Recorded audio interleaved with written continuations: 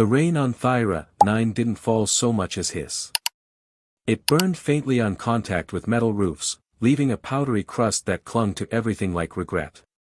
Inside the colony clinic, Jonas Red watched the violet-gray sky ripple under endless lightning and told himself that boredom was safer than excitement.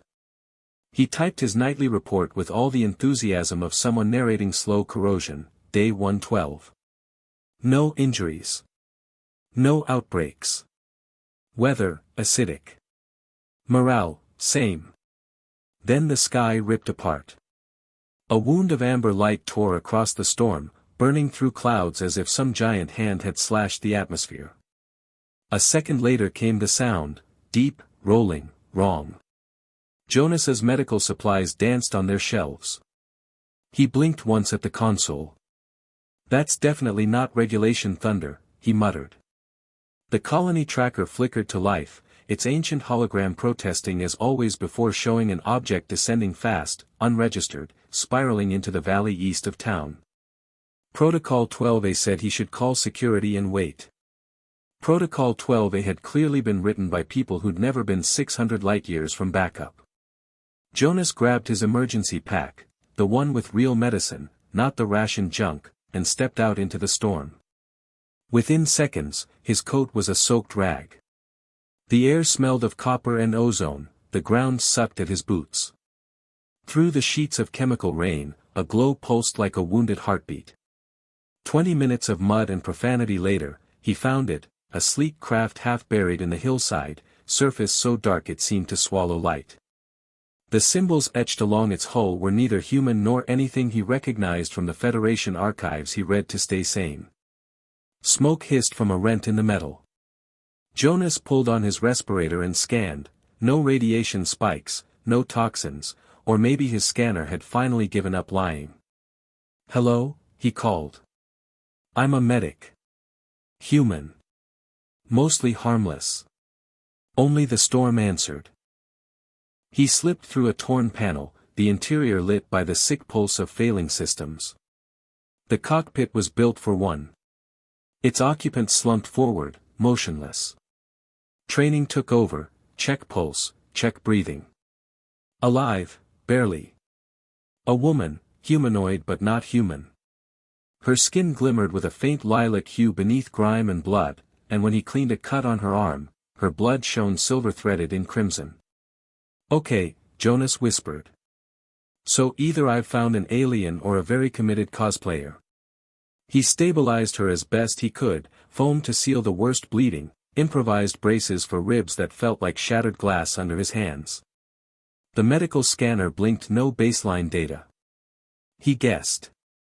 A dangerous pastime.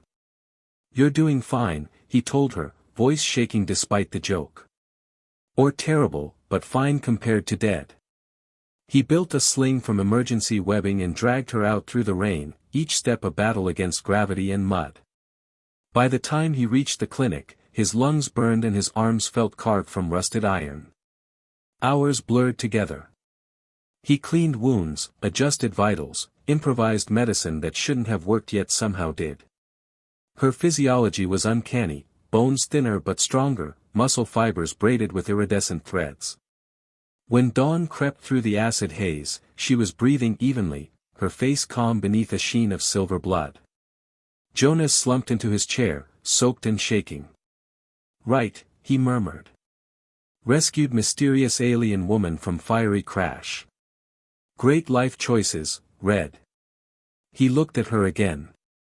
Even unconscious, she didn't look fragile. There was a gravity to her features, an elegance that made the sterile room feel suddenly inadequate. He logged the event, medical emergency. Non-human patient. Status, stable. That was the safe version. The rest, the way her blood reflected light like molten mercury, the faint geometric patterns on her temples, the impossible readings, he'd explain after sleeping for a century. Outside, the storm still raged, washing the valley clean of footprints. Far above, invisible to any colony sensor, a signal rippled through the void, an encrypted ping searching for something precious that had vanished from the stars. For days later, Jonas knew 3 things about his silent guest. First, her injuries were healing far too fast. Bones that should need months were perfect in days. Second, she never slept, or if she did it with eyes open, pupils like molten gold, tracking him through the dark. Third, she understood him perfectly and chose silence anyway. "You know I can tell, right?" Jonas said one evening while changing a dressing already unnecessary. "You flinch when I mention needles. You move before I touch you. You're not fooling anyone." No reaction. Her face, smooth and faintly violet, remained unreadable. He sighed. "Strong, silent type. Fine. I respect that. Had a cat like you once. Judged me constantly too." He watched her ribs rise and fall, steady, human enough to be comforting, alien enough to remind him this was no ordinary patient. "You're healing like someone rewrote the manual on biology," he continued. "Either I'm a genius, or you're a miracle of evolution. For my sanity, let's say both." A faint twitch at the corner of her mouth, almost a smile. Jonas felt absurdly triumphant. Ah! Progress. At this rate, we'll be on first names by next month. When he wasn't treating her, he combed through the colony database for any match, nothing. Her ship's alloys defied identification, the energy residue suggested technology at least 50 years beyond Federation design. Whoever she wasn't supposed to exist this far from central space. By the fifth night, rain hammered the dome roof while Jonas prepared another status log he wouldn't send. Patient stable. Morale, confused. He looked at her, awake again, sitting upright though she shouldn't be. The clinic lights caught the sheen of her lilac skin, the faint silver lines tracing her veins like constellations. "You should still be resting," he said gently. She tilted her head, expression calm but eyes impossibly old. For a moment, he forgot to breathe. When he offered her food, synthetic protein paste she probably found insulting, she accepted with slow precision, mirroring his movements exactly. Learning. Cataloging. He felt both studied and oddly comforted. That night, Jonas woke to find her standing by the window, silhouetted in violet shadow. She turned slightly as he approached, the reflection of lightning flashing in her amber eyes. "Can't sleep either?" he asked. "Yeah, me too. Acid storms are lousy lullabies." He stood beside her, separated from the storm by thin glass. She raised a hand, placed it against the pane. Without thinking, he did the same. Their palms matched through the barrier, a mirror of heat and cold. For a heartbeat, the world felt suspended, rain, fear, logic all drowned by something wordless. Her lips moved, no sound crossing the space. But Jonas could read them. 2 small words, "Good luck." The console beeped, breaking the spell. A new message, Federation survey arriving in 48 hours to assess unidentified crash. Prepare report. Security protocols active. Jonas stared at the screen, then at the woman whose golden eyes had gone suddenly still. "Guessing you don't love security protocols," he said softly. She didn't answer, but the faint curve of her mouth this time wasn't humor. It was warning. He exhaled. "Well, this is going to get complicated, isn't it?" Her eyes met his, and though she said nothing, he didn't need translation. The answer was yes. By the 6th morning, Thyra 9's acid rain finally thinned into a gray drizzle, though the air still smelled like rust and ozone. Inside the clinic, Jonas Red stared at a set of medical scans that refused to make sense. "That's impossible," he muttered, flipping the tablet upside down as if gravity might correct the data. The compound fracture in his patient's arm, one that had been spectacular only days ago, was gone. Not healed. Gone. Bone structure flawless, tissue seamless, no trace of trauma. He turned to her, exasperated. "This is not how bones work. This is how magic works." "Are you magic?" The woman, his silent guest, the lilac-skinned enigma, sat on the exam table in clothes borrowed from the colony's supply depot. They were too large for her, sleeves rolled to her elbows, but she wore them with regal ease. Her golden eyes shifted to the scanner in his hands, then back to his face. Jonas sighed. Right. Still the quiet type. He placed the scanner on the counter. You know, it's unsettling being the dumbest person in my own clinic. I have degrees, you know. Without warning, she reached over, picked up the scanner, and tapped the display 3 times. Lines of data shifted. The screen now showed a comparative cellular analysis, a function Jonas didn't even know the machine had. The results lit up in shades of violet and silver, mapping regeneration patterns that implied her body replaced damaged tissue almost instantly. Jonas blinked. You can use the equipment. Could have mentioned that days ago. She gave him a look, half amusement, half mystery. A tiny curve at the edge of her lips. He couldn't help grinning back. Yeah, okay. You win. Silent Genius 1, Human Medic 0. The knock came then, sharp against the clinic door. Jonas glanced toward her, her posture changed in an instant, every muscle alert. Easy, he murmured. Probably just someone wanting antibiotics for the 1000th time. He opened the door. Marcus Reeves, head of colony security, stood there. His uniform was soaked from the drizzle, his expression weary. Jonas, he said, voice low. We need to talk about the crash. Jonas blocked the doorway a little too casually. Now's not great. Got a patient in recovery. The patient from the crash. Reeves tried to peer past him. Administration wants an update. They're very interested. I bet they are, Jonas muttered. She's still under treatment. Complex injuries. Needs rest. Reeves studied him. They're sending a security unit from orbit. Should arrive tomorrow. Full assessment, including any recovered material or individuals. Tomorrow, Jonas repeated flatly. Fantastic. When Reeves left, Jonas closed the door and leaned against it, heart thudding. His patient, who still hadn't offered a name, watched him silently, golden eyes unreadable. So, Jonas said, forcing a laugh, you heard that.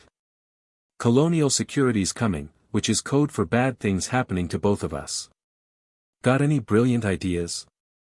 She stood, moved to his desk, and scrolled through the research notes he'd been compiling. When she reached a section labeled Species, Unknown, Possible Azurian Origin, her gaze lingered. Yeah, Jonas said awkwardly. I may have broken a few research laws trying to figure you out. Hope your people don't have lawyers. He hesitated, then added, the database says your kind disappeared decades ago after winning a bunch of wars. It also says you're not exactly fans of diplomacy.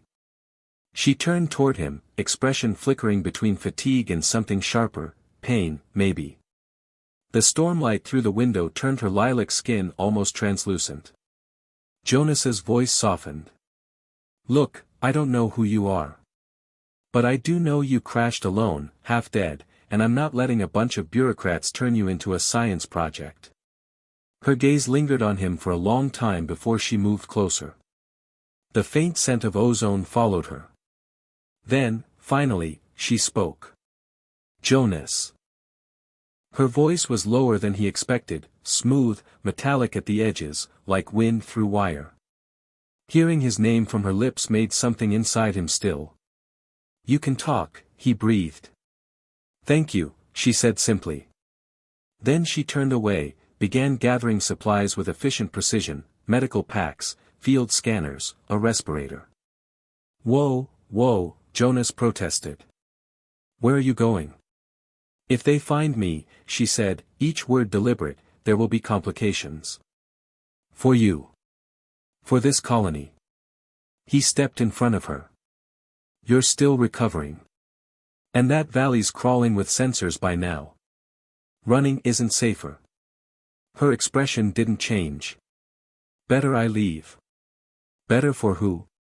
You can't even access your ship. She hesitated. That flicker of uncertainty gave Jonas courage. Listen, he said quietly. I'm protecting you because you're my patient. And because I don't trust them to care about your well-being. Maybe I'm naive, but I'd rather be naive than complicit. Outside, the low thrum of engines grew louder, too steady for thunder. Jonas went to the window. Through the haze, lights pierced the clouds, Federation security transport. He felt his stomach drop. They're early. He turned back to her. We can do this the official way, paperwork, interrogations, probable imprisonment, or, he forced a shaky smile. We can get creative. For a heartbeat, she just looked at him. Then she handed him the medical kit she'd been packing. Creative, she said. A small smile curved her lips, dangerous, knowing. Show me. Jonas couldn't decide whether to laugh or panic. He settled for both. You're going to get me court-martialed. Then we will both be inconvenient, she replied softly. Within minutes, the hum of dropships grew to a roar. Jonas and his patient, who still hadn't offered a name, stood side by side, watching armored transports form a perimeter around the clinic. The woman adjusted her torn flight suit, the dark fabric catching faint silver reflections. They're scared of you, Jonas said quietly. Her amber eyes turned toward him. Fear makes people dangerous. He swallowed. Speaking from experience. Her silence was answer enough. A sharp knock echoed through the clinic. Jonas looked at her. Time to meet the neighbors. He opened the door to find Commander Patricia Walsh of Federation Security, sharp uniform, sharper expression, flanked by Reeves and a man laden with scanning gear. Dr. Red, Walsh said briskly. We need to speak with your patient. She's right here, Jonas said, stepping aside. But I should warn you, she's been through. Walsh brushed past him before he finished. Her hand hovered near her sidearm in a way that made Jonas's pulse quicken. The man with the scanners, a biologist, clearly, was already taking readings, his eyes bright with scientific hunger. When his scanner beeped, he froze. Commander, he whispered. These readings. They match only one known genetic pattern. High command level from the Azurian Empire. Walsh frowned. That's not possible. She's. The woman, his patient, lifted her chin. Her voice, when she spoke again, carried a weight that filled the room. It is possible. I am Lyra, sovereign of the Azurian Dominion. And I did not crash here by accident. The room went utterly still. Even the storm outside seemed to hesitate. Jonas felt his knees threaten mutiny. Walsh's voice dropped to a near whisper. You're their queen. Lyra inclined her head once. I was. Until my ship was sabotaged by those who fear peace more than war. Jonas stared, the words echoing in his skull. The mysterious patient, the healing, the silence, it all snapped into place. You were coming to negotiate, he said softly. Lyra met his gaze. Yes. And now my disappearance may start the war I was trying to end. The storm outside returned with a vengeance, lightning carving violet veins through the clouds as if the sky itself wanted in on the argument brewing inside the clinic. Commander Walsh's jaw tightened, her hand still resting near her holster. Queen Lyra, she said, the title tasting uncertain on her tongue, I should inform you that harboring a foreign head of state without authorization constitutes a breach of Federation security protocol. Lyra didn't move. Her posture was still, her gaze unwavering. And yet, Commander, you are already guilty of that simply by standing here. Walsh blinked, thrown off balance by the calmness. Jonas, standing between them, raised both hands. Okay, maybe we all take a collective breath before someone decides protocol means shooting royalty. The scientist, Dr. Keen Hollis, if Jonas remembered right, was trembling, staring at his scanner as though it had started whispering forbidden truths. Her regenerative rate, her neural mapping, Commander, this matches the classified Azurian war archives. She's not just royal. She's the Lyra of the Void Fleets. Reeves frowned. You mean the one who ended the frontier wars? The same, Hollis whispered. They called her the Silver Queen. Single-handedly negotiated the surrender of 3 galactic factions. She vanished 2 weeks ago en route to peace talks. Walsh's color drained. This is impossible. Not impossible, Lyra said quietly. Merely inconvenient. Jonas leaned against the counter, trying to process that his quiet, violet-skinned patient had just upended every diplomatic equilibrium known to mankind. So, he said after a long moment, you're basically the galaxy's most wanted pacifist.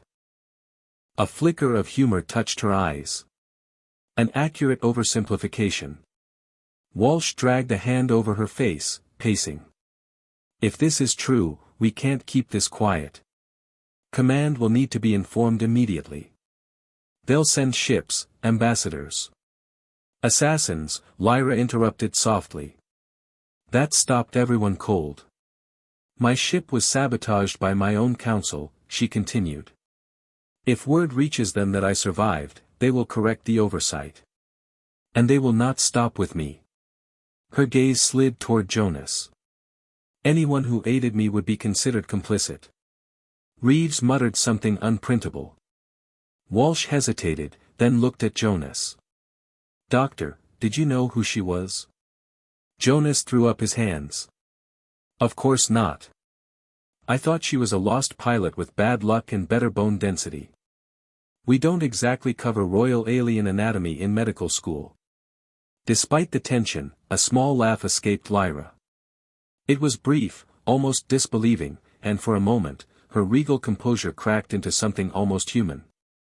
You saved me without knowing who I was, she said softly. That's kind of the job, Jonas said. Save first, panic later. Outside, thunder rolled like a distant drumbeat. Walsh exhaled slowly. All right. Say I believe you. Say this really is Queen Lyra of the Azurian Dominion. What exactly do you expect us to do? Lyra's eyes met hers. Nothing. Nothing. You will report that you found no survivors, Lyra said calmly. That the wreckage contained no life forms. That the site is being cleared and the matter closed. Walsh's mouth opened, then shut. You're asking me to falsify an official report. That's treason. It is survival, Lyra replied. Mine. Yours. Possibly this colony's. If the Azurian Council learns the Federation harbored me, they will interpret it as an alliance, and respond accordingly. Hollis swallowed hard. With war. Jonas stared at her. So the peace you were trying to make could collapse if you so much as breathe in the wrong direction. Precisely, she said. Reeves looked from one face to another. If she's telling the truth, then letting her be found is suicide for everyone on this rock. Walsh hesitated. Her training said to follow orders. Her instincts screamed otherwise. And what happens after? She asked finally. We hide you for a while, then what? Lyra's gaze softened. Then I heal. I contact those still loyal to me. I return, not as a fugitive, but as a queen who chooses peace on her own terms. Silence fell, heavy as the storm. Jonas stepped forward.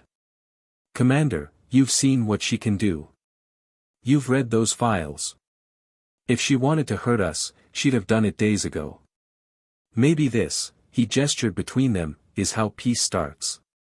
With a stupid medic who doesn't know when to shut up. Reeves gave a low chuckle. He's not wrong.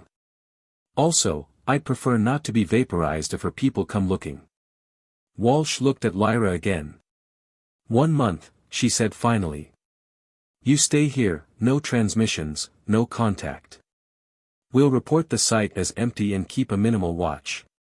After that, you disappear, and this conversation never happened. Lyra inclined her head, regal even in a borrowed jacket. You have my word, Commander. Jonas blinked. You can just promise something that big? When a monarch gives her word, she said, it becomes law. The security team began to withdraw, collecting their scanners and leaving with visible relief. Reeves lingered at the door. Jonas, you really know how to pick your patients. Jonas managed a weary grin. What can I say? I have a talent for disaster. When they were finally alone, the clinic seemed impossibly quiet. Lyra stood near the window, watching the rain as it began to ease. Without the constant roar, Jonas could hear the faint hum that always seemed to follow her, a subtle vibration, like a living frequency. He joined her, leaning on the frame. So, he said, Queen of the Void Fleets, huh? That's quite a title. She didn't look at him, only smiled faintly. It's a burden. One I never wanted. Well, he said, welcome to the club. I didn't want to be a frontier medic either, but here we are. The universe has bad aim. That earned a real smile, soft and luminous. You joke too easily for a man who's just committed interstellar treason. Humor's a survival instinct. Then you may survive longer than most.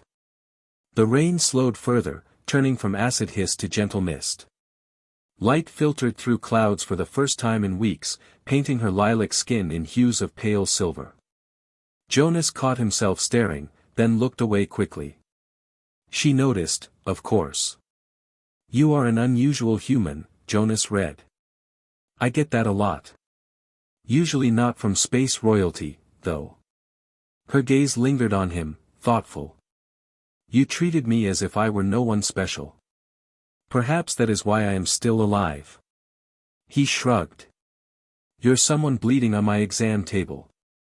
That's special enough. She laughed again, quiet, genuine. And in that moment, amid the soft hum of rain and machines, Jonas realized he'd crossed a line from curiosity into something else entirely. Not quite affection, not quite awe, but a dangerous mix of both.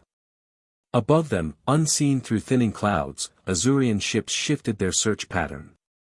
Their instruments tracked a faint energy residue that ended somewhere over Thyra 9. They would not stop looking. But for now, in a lonely clinic at the edge of known space, a human and an alien queen shared silence, the kind that comes only after choosing defiance together. The morning after the storm, the sky over Thyra 9 was the color of tarnished glass, dim, but no longer hostile. For the first time in weeks, Jonas could smell the sharpness of wet earth instead of acid. Inside the clinic, the silence felt alive. Lyra stood near the window, her posture regal even in a faded supply-issue jacket, as if no disguise could hide what she was. You could almost call it sunshine, Jonas said, holding up a mug of weak coffee that smelled like burnt plastic. Almost. She glanced at the cup, eyes amused. You humans drink poison willingly. It's a cultural thing, he said. Keeps us from realizing how doomed we are. She tilted her head. You joke again. It's what I do best. The rain had scrubbed the colony clean, but the tension that hung over them remained. The security team had left at dawn, their transports carving bright scars through the sky. Walsh's falsified report had already been transmitted, no survivors found at crash site, wreckage partially recovered. For now, Lyra was a ghost officially dead to every star map in the galaxy. Jonas looked at her, really looked, and saw not just the wounded woman he'd pulled from fire, but the faint glow of authority that clung to her like light to metal. He tried to imagine what it meant to rule entire fleets, to be the kind of person whose existence could start or stop wars. It was easier to imagine her as she was now, standing barefoot on cold metal floors, studying the horizon like it was a memory. How are you holding up? He asked. She smiled slightly. For someone declared dead, quite well. He laughed, then sobered. You think this cover will hold? For a time. But the void remembers its queen. She looked at him, expression unreadable. And the Federation will not believe in ghosts forever. Then we use the time we have, he said. You heal, I make bad coffee, and maybe the galaxy takes a breath. For several days, they fell into a rhythm. Jonas tended to her lingering injuries, though there were few left. Her biology seemed to mock human medicine with how easily it repaired itself. Lyra explored the clinic with quiet curiosity, her long fingers tracing over instruments and data pads as if rediscovering old technologies. Sometimes, when the power flickered, she'd reach toward the console and the lights would stabilize, humming in tune with her. Are you doing that? Jonas asked one evening, watching the steady glow. A minor resonance, she said. Machines listen when spoken to correctly. He smirked. Wish I had that with people. You do, she said simply, and that single sentence silenced him more effectively than any command could. As the days passed, she spoke more, about her empire built on iron and fear, about the generals who believed endless war was purity, about the council that sabotaged her ship when she tried to broker peace. Jonas listened, sometimes pretending to take notes just to give his hands something to do. One night, as wind howled against the clinic walls, Lyra stood by the window again. The stars were visible at last, faint pinpricks through thinning cloud. My fleets are still searching, she said softly. They will not stop until they find what they lost. I must return before they tear the void apart. And if you don't? Jonas asked. Then war resumes, and your Federation becomes collateral in a conflict older than your sun. He swallowed. No pressure, then. Lyra turned toward him. You could come with me, she said unexpectedly. He blinked. I'm sorry, did the Galactic Queen just invite me to be her, court physician? Her eyes softened. You misunderstand. I meant when I return, when I rebuild what was broken, I will need voices that speak of compassion rather than conquest. You see people as living beings, not resources. That is rare among rulers. Jonas tried to deflect with a grin, but it faltered. Lyra, I'm just a medic who got lucky enough not to die of curiosity. Exactly, she said. You act without calculation. That is what changes empires. He looked away, uncomfortable with the weight of her faith. Well, before I change empires, I should probably restock antiseptic. The next morning, a faint tremor shook the ground, not from a storm, but from something lifting off. Walsh's remaining patrol ship ascended silently, its engines blue-white against the clouds. Jonas watched it vanish, realizing how fragile their secret truly was. Lyra joined him. Your commander kept her word, she said. She's betting on you, he replied. We all are. Then I must not fail. She looked out toward the valley where her wreckage still smoked faintly beneath the tarp of camouflage drones. When I depart, I will erase all trace of my presence. Your world will be untouched. He smiled faintly. Untouched except for one very confused doctor. Lyra's expression softened. Confused, perhaps. But changed. Later that evening, the storm finally broke completely. Sunlight, pale, fragile, spilled across the colony. For the first time since her arrival, Lyra stepped outside without a respirator. The rain had neutralized, safe enough for bare skin. She lifted her face to the light, eyes closing, and for a moment she looked utterly at peace. Jonas stood beside her. You know, when you first showed up, I thought you were a hallucination brought on by caffeine withdrawal. She smiled. And now? Now I think you're the most inconvenient miracle I've ever met. She laughed softly, the sound light and unfamiliar. I will take that as a compliment. In orbit far above, loyal ships began shifting course, subtle maneuvers tracing new coordinates sent through encrypted channels. Lyra had sent them quietly, a signal wrapped in old Azurian codes. Soon they would arrive, but not for war. When she turned back to him, the light caught in her silver-streaked eyes. Jonas read, "When I return to my empire, I will remember this world, and you." He tried to answer with a joke, but nothing came. She reached out instead, fingers brushing his shoulder in a gesture that felt more binding than any treaty. "You showed me mercy without expectation," she said. "You reminded me what power is for." Jonas felt the weight of those words settle deep inside him. He nodded once. "Guess I'll expect a postcard when you rebuild civilization." Lyra smiled, the real kind, unguarded. "Perhaps a ship instead." That evening, as twilight bled into stars, the first of her hidden allies arrived, sleek vessels appearing as streaks of light high in the stratosphere. Jonas watched from the clinic window as their signals danced, too distant for any Federation satellite to trace. He realized then that he might never see her again. When dawn came, Lyra stood by the landing ridge, the wind tugging at her hair like silver threads in the rising light. "You've done more for me than you know," she said.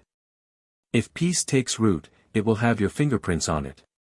"Try not to tell anyone that," Jonas said.